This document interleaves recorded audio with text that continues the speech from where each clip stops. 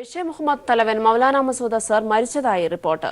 ഇന്നലെ പാകിസ്ഥാനിലെ സൈനിക ആശുപത്രിയിൽ മരണപ്പെട്ടതായാണ് റിപ്പോർട്ട് വന്നിരിക്കുന്നത്. വൃക്ക രോഗത്തെ തുടർന്നാണ് മരണമെന്നാണ് സൂചന. എന്നാൽ ഇക്കാര്യത്തിൽ സൈന്യം ഔദ്യോഗിക സ്ഥിരീകരണം നടത്തിയിട്ടില്ല. വിശദാംശങ്ങൾ ശരത് കെ ശശി നൽകും. ശരത്, മൗലാന മസൂദ് അസറിന്റെ ഒരു മരണം സംബന്ധിച്ച ഒരു അനൌദ്യോഗിക റിപ്പോർട്ടുകളാണ് പുറത്തു വരുന്നതെങ്കിലും ഭീകരനായി പ്രഖ്യാപിക്കണമെന്ന നിരന്തരമായ ഇന്ത്യയുടെ ആവശ്യം നിലനിൽക്കുന്ന സാഹചര്യത്തിലാണ് ഇത്തരത്തിൽ ഒരു റിപ്പോർട്ട് പുറത്തു വന്നിരിക്കുന്നത്. രഹസ്യാന്വേഷണ ഏജൻസികൾ ഏതെല്ലാം കാര്യങ്ങളാണ് മരണം സംബന്ധിച്ചുള്ള എന്തെല്ലാം കാര്യങ്ങളാണ് പങ്കുവച്ചിട്ടുള്ളത്? വിശദാംശങ്ങൾ. ക്രിസ്ത്യൻ, ഇന്ന് ഉച്ചയ്ക്ക് ശേഷമാണ് വിവിധ അന്താരാഷ്ട്ര മാധ്യമങ്ങളും അതുപോലെ തന്നെ ദേശീയ മാധ്യമങ്ങളും ഒക്കെ തന്നെ ഉന്നത വൃത്തങ്ങളെ ഉദ്ധരിച്ചുകൊണ്ട് ജെയ്ഷെ മുഹമ്മദ് സ്ഥാപകനായ മൗലാന മസൂദ് അസർ കൊല്ലപ്പെട്ടതായി റിപ്പോർട്ടുകൾ ചെയ്യാൻ തുടങ്ങിയത്. ഇത് സംബന്ധിച്ച ഔദ്യോഗിക സ്ഥിരീകരണം ഈ ദേശീയ മാധ്യമങ്ങളായാലും അതുപോലെ തന്നെ അന്താരാഷ്ട്ര ഓൺലൈനുകളും നൽകുന്നില്ല. റാവൽപിണ്ടിയിലെ സൈനിക ആശുപത്രിയിൽ വെച്ച് വൃക്കരോഗത്തെ തുടർന്നോ ലിവർ ക്യാൻസറിനെ തുടർന്നോ ഉള്ള മരണമാണ് മൗലാന മസൂദ് അസറിന് ഉണ്ടായത് എന്നുള്ളതാണ് ഈ ഇത്തരത്തിലുള്ള റിപ്പോർട്ടുകളിലൊക്കെ തന്നെ വ്യക്തമാക്കുന്നത്. ഇന്നലെ ആയിരുന്നു ഇദ്ദേഹത്തിന്റെ മരണം സംഭവിച്ചതെന്നുമാണ് ഇപ്പോൾ ഈ വാർത്തകളിലൊക്കെ തന്നെ പുറത്തു വരുന്നത്. എന്നാൽ ഇത് സംബന്ധിച്ച് ഔദ്യോഗികമായ സ്ഥിരീകരണം ഇതേവരെയായി പാക് സർക്കാരിന്റെ ഭാഗത്തു നിന്നോ അല്ലെങ്കിൽ സൈനിക ആശുപത്രിയുടെ ഭാഗത്തു നിന്നോ ഒന്നും തന്നെ ഉണ്ടായിട്ടില്ല. 2 ദിവസം മുൻപ് പാക് വിദേശകാര്യമന്ത്രി ഷാ മെഹ്മൂദ് ഖുറേഷി മൗലാന മസൂദ് അസർ പാകിസ്ഥാനിൽ ചികിത്സയിലാണെന്നും ഗുരുതരമായ ആരോഗ്യ പ്രശ്നങ്ങൾ മൗലാന മസൂദ് അസറിന് ഉണ്ട് എന്നുമുള്ള ഒരു ഇന്റർവ്യൂവിൽ അദ്ദേഹം സംസാരിച്ചിരുന്നു. ഇതിന് തൊട്ട് പിന്നാലെയാണ് ഇത്തരത്തിൽ മൗലാന മസൂദ് അസർ മരണപ്പെട്ടതായുള്ള വാർത്തകളും വരുന്നത്. ഈ ഒരു സാഹചര്യത്തിൽ പാക് സർക്കാർ ഇതും മൗലാന മസൂദ് അസറുമായി തുടർച്ചയായി സമ്പർക്കത്തിൽ ഏർപ്പെടുന്നുണ്ട് എന്നുള്ള ഒരു കാര്യം വ്യക്തമായ സാഹചര്യത്തിൽ എന്താണ് യഥാർത്ഥ വസ്തുത എന്നതിനെ സംബന്ധിച്ച് വിശദീകരണം നൽകാൻ പാക് സർക്കാർ തയ്യാറാകേണ്ടി വരും. ഇത് 2 സാധ്യതകളാണ് പ്രധാനമായും പരിശോധിക്കുന്നത്. നേരത്തെ പുൽവാമ ഭീകരാക്രമണത്തിന്റെ പശ്ചാത്തലത്തിൽ മൗലാന മസൂദ് അസറിനെ ആഗോള ഭീകരവാദിയാക്കി പ്രഖ്യാപിക്കണമെന്നുള്ള ഒരു ആവശ്യം വീണ്ടും അന്താരാഷ്ട്ര സമൂഹത്തിൽ ഉയർന്നു വരുന്നുണ്ട്. ഈ സാഹചര്യത്തിൽ ഇതിൽ നിന്നും ശ്രദ്ധ അകറ്റുന്നതിന് വേണ്ടി മൗലാന മസൂദ് അസർ മരണപ്പെട്ടു എന്നുള്ള കുപ്രചരണം നടത്തുന്നതാണോ അല്ല അതിനും അപ്പുറത്തേക്ക് യഥാർത്ഥമാണോ വസ്തുത എന്നത് 2 സാധ്യതകൾ ഇപ്പോഴും തുറന്നു നിൽക്കുകയാണ്. ഏതായാലും ഇത് സംബന്ധിച്ചുള്ള ഔദ്യോഗികമായ വിശദീകരണം ഇതുവരെ ഇല്ലാത്തതിനാൽ തന്നെ കൂടുതൽ അനുമാനങ്ങളിലേക്ക് ഇപ്പോൾ പോകാൻ വേണ്ടി സാധിക്കുകയില്ല. നേരത്തെ ഇന്ത്യ ആഗോള ഭീകരനാക്കി പ്രഖ്യാപിക്കാൻ വേണ്ടി 3 തവണ ഐക്യരാഷ്ട്രസഭയുടെ സുരക്ഷാ കൗൺസിലിൽ പ്രമേയം ഉൾപ്പെടെ ഇന്ത്യയുടെ മേൽനോട്ടത്തിൽ കൊണ്ടുവന്നിരുന്നു. ആ രീതിയിൽ ഇന്ത്യയെ ലക്ഷ്യമാക്കിക്കൊണ്ട് ഇന്ത്യയെ തകർക്കുക എന്ന് ലക്ഷ്യമാക്കിക്കൊണ്ട് കൊടും ഭീകരവാദ പ്രവർത്തനങ്ങൾക്ക് നേതൃത്വം നൽകിയ ആളാണ് ഈ മൗലാന മസൂദ് അസർ. 1996 ജമ്മു കശ്മീരിൽ വെച്ച് മൗലാന മസൂദ് അസറിനെ പിടികൂടിയിരുന്നു. പിന്നീട് 1995 ഇയാളെ രക്ഷപ്പെടുത്താൻ വേണ്ടി ഇയാളുടെ കൂട്ടാളികൾ വിദേശ ടൂറിസ്റ്റുകളെ പിടികൂടുകയും ഒക്കെ തന്നെ ചെയ്തിരുന്നു. എന്നാൽ പിന്നീട് 1999 കാണ്ഡഹാറിലേക്ക് ഇന്ത്യൻ വിമാനം റാഞ്ചിയതിന്റെ ഭാഗമായി ഇന്ത്യയോട് വിലപേശിയാണ് മൗലാന മസൂദ് അസറിനെ കൂട്ടാളികൾ രക്ഷപ്പെടുത്തിയെടുത്തത്. പിന്നീട് 2001 പാർലമെന്റ് ആക്രമണം നടത്തി. അതുപോലെ തന്നെ 2008 മുംബൈയിൽ ഭീകരാക്രമണം നടത്തി. 2016 പത്താൻകോട്ടിൽ ഭീകരാക്രമണം നടത്തി.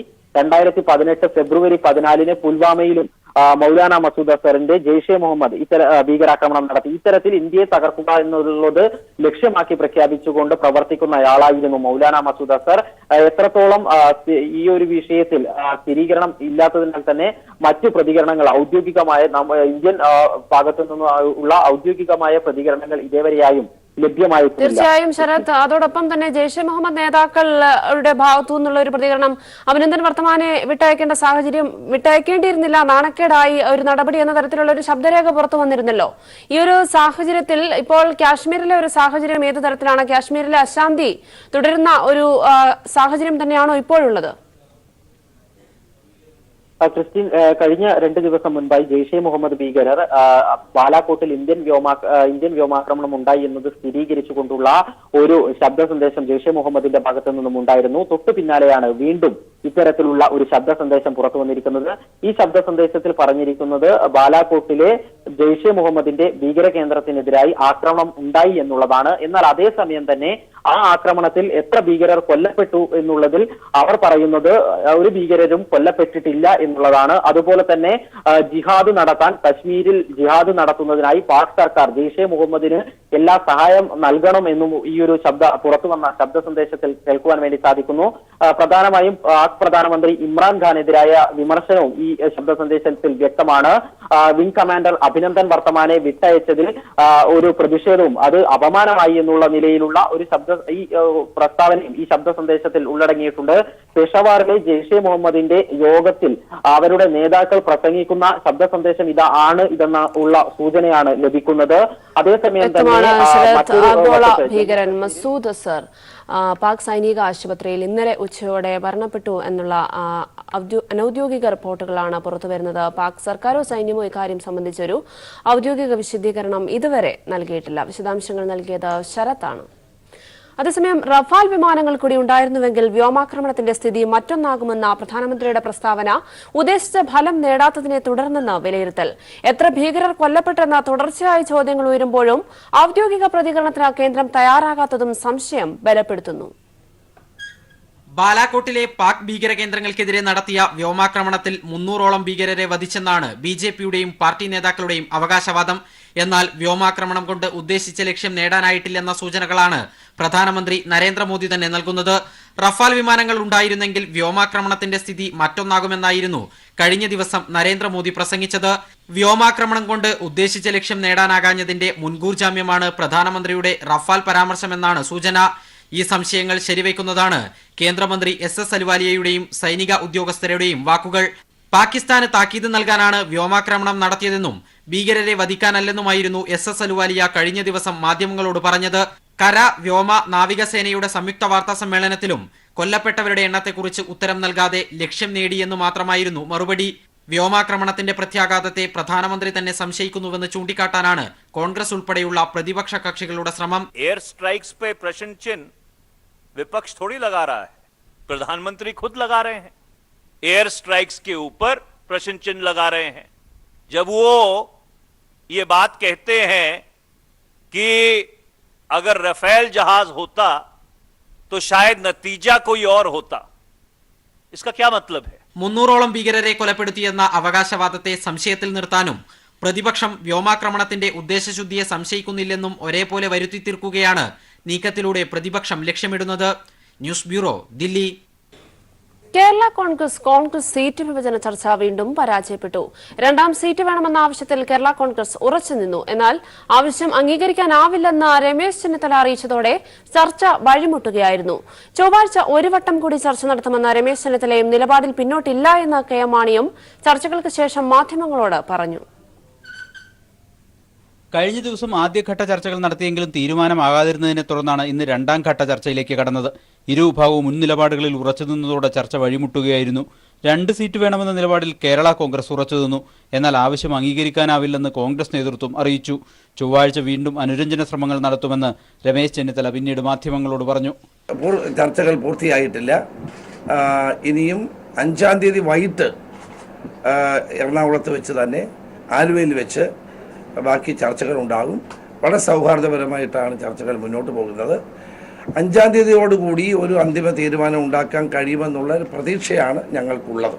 എന്നാൽ മുൻ ആവശ്യത്തിൽ ഉറച്ചു നിൽക്കുന്നതായി കെ എം മാണിയും വ്യക്തമാക്കി. ഒരു സീറ്റും കൂടി ആവശ്യമാണ്, അതിൽ ഞങ്ങൾ ഉറച്ചു നിൽക്കുന്നു. പിന്നെ 5-ാം തീയതിയോടുകൂടി ഞങ്ങൾ ചർച്ച തുടരും. ഇതോടെ UDF-ൽ പ്രതിസന്ധി രൂക്ഷമായി. എല്ലാ അനുരഞ്ജന സാധ്യതകളും അടഞ്ഞതായാണ് കോൺഗ്രസ് നേതൃത്വത്തിന്റെ വിലയിരുത്തൽ. പ്രതിസന്ധി കേരള കോൺഗ്രസിനുള്ളിലേക്കും വ്യാപിച്ചിട്ടുണ്ട്. ഒരു സീറ്റിന് വഴങ്ങേണ്ടി വന്നാൽ ലഭിക്കുന്ന ഏക സീറ്റ് തങ്ങൾക്ക് വേണമെന്നാണ് ജോസഫ് ഗ്രൂപ്പിന്റെ ആവശ്യം. മത്സരിക്കുമെന്ന മുൻ തീരുമാനത്തിൽ ഉറച്ചു നിൽക്കുന്നതായി PJ ജോസഫും വ്യക്തമാക്കി. പാർട്ടി സീറ്റ് തന്നാൽ മത്സരിക്കും. അല്ല, പാർട്ടിയിൽ പിന്നെ നമ്മൾ റിക്വസ്റ്റ് വയ്ക്കും. ചുരുക്കത്തിൽ ചൊവ്വാഴ്ച നടക്കുന്ന 3ാം ഘട്ട ഉഭയകക്ഷി ചർച്ച UDF-ന് പൊതുവിലും കേരള കോൺഗ്രസിന് വിശേഷിച്ചും നിർണായകമാവുകയാണ്. സാലി മുഹമ്മദ്, കൊച്ചി. കൊല്ലം ചിതറയിൽ മഹാദേവർ കുന്നിൽ CPIM പ്രവർത്തകൻ AM ബഷീറിനെ കോൺഗ്രസ് പ്രവർത്തകൻ കുത്തിക്കൊന്ന സംഭവത്തിൽ പ്രതിഷേധം ഉയരുന്നു. കഴിഞ്ഞ 30 ദിവസത്തിനുള്ളിൽ 2 CPIM പ്രവർത്തകരെയാണ് കോൺഗ്രസ് കൊലപ്പെടുത്തിയതെന്ന് CPIM കൊല്ലം ജില്ലാ സെക്രട്ടറി S സുധേവൻ ആരോപിച്ചു. ഒരു നാടിനെയാകെ നൊമ്പരത്തിലാഴ്ത്തിയാണ് CPIM പ്രവർത്തകൻ AM ബഷീർ വിട പറഞ്ഞത്. അവിഭാഗിതനായ ബഷീർ കറതീർത്ത കമ്മ്യൂണിസ്റ്റ് പ്രവർത്തകനായിരുന്നു. CPIM കൊല്ലം ജില്ലാ സെക്രട്ടറി സുധേവൻ ഉൾപ്പെടെയുള്ള നേതാക്കൾ ബഷീറിന്റെ ബന്ധുക്കളെ കണ്ട് ആശ്വസിപ്പിച്ചു. കഴിഞ്ഞ 30 ദിവസത്തിനുള്ളിൽ 2 CPIM പ്രവർത്തകരാണ് കോൺഗ്രസ് ക്രിമിനലുകൾ കൊലപ്പെടുത്തിയതെന്ന് S സുധേവൻ പറഞ്ഞു. നാട്ടിലുണ്ടാകുന്ന ചെറിയ സംഭവങ്ങളെ വലിയ വ്യാഖ്യാനങ്ങൾ നൽകി CPM-നെയും LDF-നെയും ദുർബലപ്പെടുത്തിക്കൊണ്ടിരിക്കുന്ന ഇന്നത്തെ ഘട്ടത്തിൽ 2 മാസക്കാലത്തിനിടയിൽ CPM-ന്റെ 2 പ്രവർത്തകരെ അതിദാരുണമായി കൊലപ്പെടുത്തിയിട്ടുണ്ട്. കൊലക്കത്തി താഴെ വെച്ച് കോൺഗ്രസ് ജനങ്ങളോട് മാപ്പ് പറയണമെന്ന് ആവശ്യപ്പെട്ട CPIM പാർട്ടി പ്രവർത്തകരോട് സംയമനം പാലിക്കണമെന്ന് അഭ്യർത്ഥിച്ചു. കൊലപാതകയെ തള്ളിപ്പറയുന്നതിന് പകരം സ്വന്തം തടിയൂരാനാണ് കോൺഗ്രസ് ശ്രമിക്കുന്നതെന്നും CPM കുറ്റപ്പെടുത്തി. ന്യൂസ് ബ്യൂറോ, കൊല്ലം. ചിതറയിൽ CPIM പ്രവർത്തകനെ കൊലപ്പെടുത്തിയത് കോൺഗ്രസിന്റെ പ്രതികാര രാഷ്ട്രീയമെന്ന് കോടിയേരി ബാലകൃഷ്ണൻ. കൊലക്കത്തി താഴെ വയ്ക്കാൻ കോൺഗ്രസ് തയ്യാറാവണമെന്നും കോടിയേരി പറഞ്ഞു. കോൺഗ്രസ് പ്രവർത്തകർ കുത്തിക്കൊലപ്പെടുത്തിയിട്ടുള്ള സംഭവം അത്യന്തം പ്രതിഷേധാർഹവും അപലപനീയവുമാണ്. അപ്പോൾ കോൺഗ്രസ്സുകാർ കൊലക്കത്തി താഴെ വെക്കാൻ തയ്യാറില്ല എന്നതാണ് ഇന്നലത്തെ സംഭവം തെളിയിക്കുന്നത്. ഇത്രയൊക്കെ പ്രചരണങ്ങൾ കേരളത്തിൽ നടന്നിട്ടും കൊലപാതക രാഷ്ട്രീയത്തിന് ഏറ്റവും ശക്തമായിട്ട് കോൺഗ്രസ്സുകാർ പ്രതികരിക്കുന്ന സന്ദർഭത്തിലാണ് ഇത്തരമൊരു സംഭവം ഉണ്ടായത്. ഇതിനർത്ഥം എന്താ? അപ്പോൾ അത് നിർത്താൻ സന്നദ്ധമാകാൻ എല്ലാ പാർട്ടികളും തയ്യാറാണ്. അതാണ് ഞങ്ങൾ അഭ്യർത്ഥിച്ചുകൊണ്ടിരിക്കുന്നത്. ഞങ്ങൾ നിർത്താൻ തയ്യാറാണ്. കോൺഗ്രസ് നിർത്താൻ തയ്യാറുണ്ടോ? ഇല്ലെന്നുള്ളതാണ് ഇന്നലത്തെ സംഭവം തെളിയിക്കുന്നത്. ലോക്സഭാ തെരഞ്ഞെടുപ്പ് തന്ത്രങ്ങൾക്ക് രൂപം നൽകാൻ CPIM കേന്ദ്ര കമ്മിറ്റി യോഗം ദില്ലിയിൽ ആരംഭിച്ചു. സംസ്ഥാന ഘടകങ്ങളുടെ റിപ്പോർട്ടുകളുടെ അടിസ്ഥാനത്തിൽ പ്രാദേശിക സഖ്യരൂപീകരണങ്ങളെക്കുറിച്ചും കേന്ദ്ര കമ്മിറ്റി യോഗം ചർച്ച ചെയ്യും. പുൽവാമ സ്ഫോടനവും തുടർന്നുണ്ടായ ഇന്ത്യ-പാക് സംഘർഷവും കേന്ദ്ര കമ്മിറ്റി യോഗം വിലയിരുത്തും. ഇന്നും നാളെയുമാണ് 2 ദിവസങ്ങളായി കേന്ദ്ര കമ്മിറ്റി യോഗം. നിർണായകമായ ലോക്സഭാ തെരഞ്ഞെടുപ്പിലേക്ക് രാജ്യം കടക്കുന്ന പശ്ചാത്തലത്തിലാണ് CPIM കേന്ദ്ര കമ്മിറ്റി യോഗം ദില്ലിയിൽ പുരോഗമിക്കുന്നത്. 2 ദിവസമായി നടക്കുന്ന യോഗത്തിൽ തെരഞ്ഞെടുപ്പ് തന്ത്രങ്ങൾക്ക് രൂപം നൽകുന്നതാണ് പ്രധാന അജണ്ട.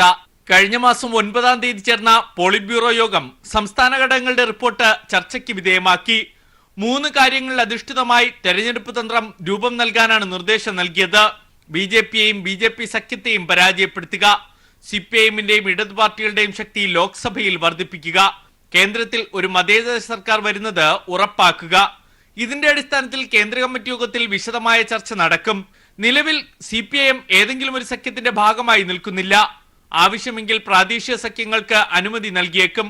പുൽവാമ സ്ഫോടനവും അതിനെ തുടർന്നുണ്ടായ ഇന്ത്യ-പാക് സംഘർഷവും CPIM വിശദമായി വിലയിരുത്തും. News bureau, Delhi. JDS Congress seat ചർച്ചകൾ 2 ആഴ്ചയ്ക്കകം പൂർത്തീകരിക്കുമെന്ന് HD ദേവഗൌഡ. JDS 12 സീറ്റുകളായിരിക്കും ആവശ്യപ്പെടുക. കേന്ദ്രത്തിൽ നിന്ന് BJP-യെ പുറത്താക്കുക എന്നതാണ് പ്രധാന ലക്ഷ്യമെന്നും ഇതിനായി മതേതര കക്ഷികളുമായി കൂട്ടുകൂടുമെന്നും HD ദേവഗൌഡ മംഗളൂരുവിൽ പറഞ്ഞു. The coalition government, if we sincerely, without any misunderstanding,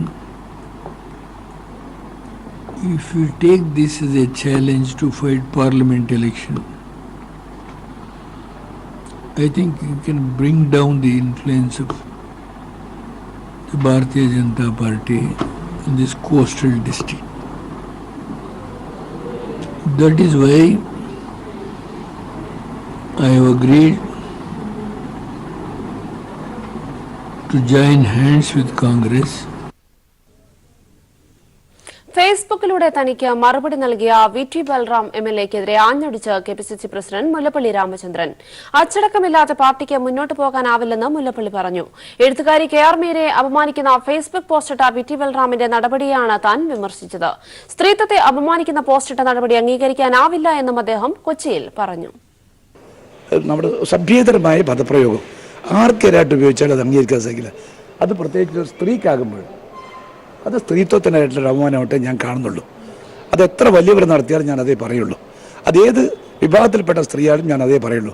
അത് രാഷ്ട്രീയ പരിഗണനയോ അല്ലെങ്കിൽ അവരെടുക്കുന്ന നിലപാടുകളോ അതൊന്നും എനിക്കൊരു പ്രശ്നമല്ല. സ്ത്രീത്വത്തിനായിട്ടുള്ള അവമാനമായിട്ടേ ഞാനതിനെ കാണുള്ളൂ. ആ രൂപത്തിൽ കണ്ടാൽ മാത്രം മതി അത്.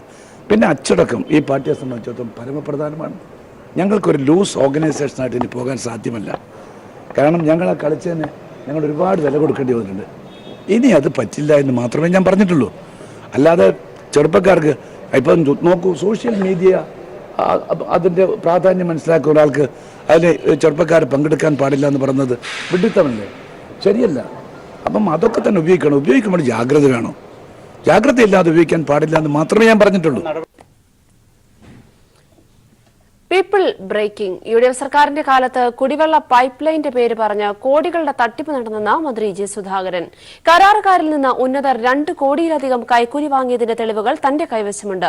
അമ്പലപ്പുഴ തിരുവല്ല റോഡ് 36 തവണ വെട്ടിപ്പൊളിച്ചെന്നും ഇതിനായി 7 കോടി രൂപ സർക്കാരിന് അധികമായി ചെലവഴിക്കേണ്ടി വന്നുവെന്നും മന്ത്രി വ്യക്തമാക്കി.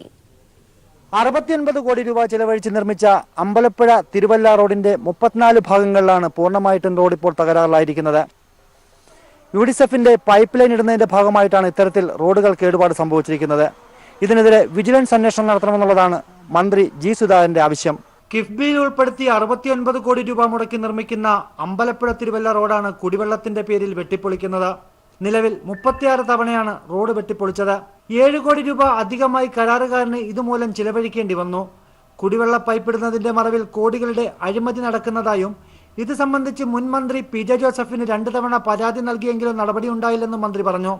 കരാറുകാരനിൽ നിന്നും 22 പേർ 2 കോടിയിലധികം രൂപ കൈക്കൂലി വാങ്ങിയതായും അവരുടെ പേര് വിവരങ്ങൾ അടങ്ങിയ ലിസ്റ്റ് തന്റെ കൈവശമുണ്ടെന്നും ജി സുധാകരൻ പറഞ്ഞു. അതീവ ഗുരുതരമായ രാജ്യദ്രോഹമാണ് UDF പാർട്ടി കാണിച്ചുകൊണ്ടിരിക്കുന്നത്. അതിപ്പോഴത്തെ മന്ത്രിക്കൊന്നും ഒരു പങ്ക് അദ്ദേഹം വന്നതേ ഉള്ളൂ. അദ്ദേഹം തന്നെ എന്നോട് പറഞ്ഞു, പണ്ട് PWDക്കാരും വാട്ടർ അതോറിറ്റിക്കാരും ഇറിഗേഷൻകാരും കൈകോർത്ത് പിടിച്ചായിരുന്നു അഴിമതി, എല്ലാവരും ഒറ്റക്കെട്ടായിരുന്നു. ഇപ്പൊ അതല്ല, PWD സാറ് നേരെയാണ്.